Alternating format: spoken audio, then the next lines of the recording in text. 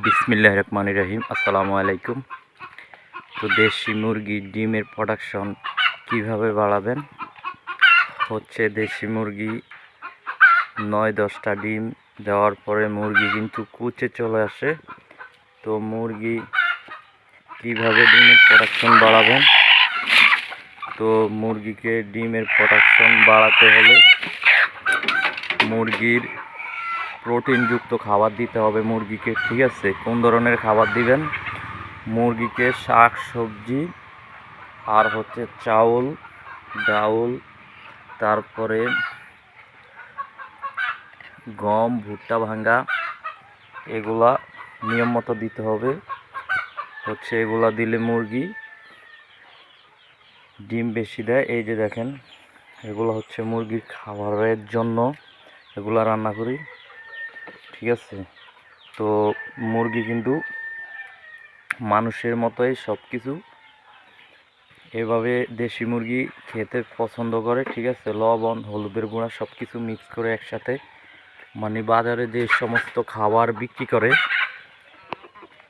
Layer fit, তো 1 KG 75 টাকা। আর এভাবে ঘরে যদি তৈরি করেন খাবার, তাহলে কিন্তু এত টাকা লাগে না। অল্প টাকায় 25 টাকা 30 টাকা পড়ে টোটাল সবজি। এই যে দেখেন, এগুলো মুরগিকে রান্না করে দিচ্ছি, এই যে খাইতেছে। এগুলো সকাল 9টা-10টার দিকে একবার দেই, আর দিনে দুপুরে দেই, বিকালে দানাদার খাবার দেই, মানে এভাবে আগ পিস করে আর কি দিতাছি।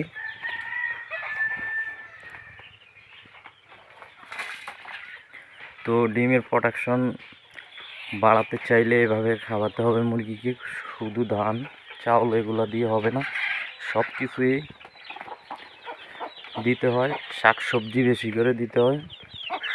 আর এখানে এই যে এখানে আছে বাচ্চা, 110 পিস ছিল, তো এখন কিন্তু 10 পিস নেই।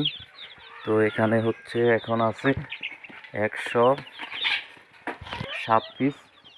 তো 3টা বাচ্চা মারা গেছে। তো এগুলার এখন খাবার নাই, যে আমি দিতেছি মুরগিগুলাকে, শেষ হয়ে গেছে খাবার।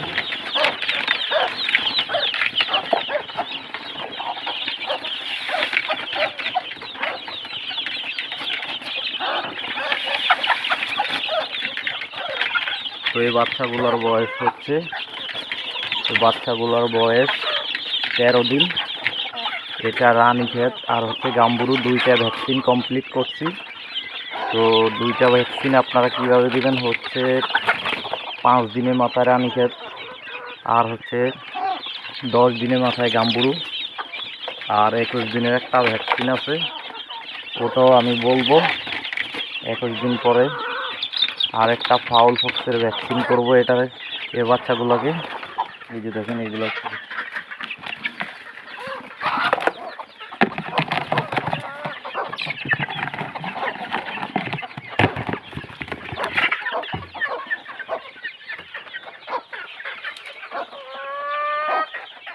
তো আমার মুরগিগুলো আলহামদুলিল্লাহ এখন পর্যন্ত সুস্থ আছে, কোনো প্রবলেম নেই।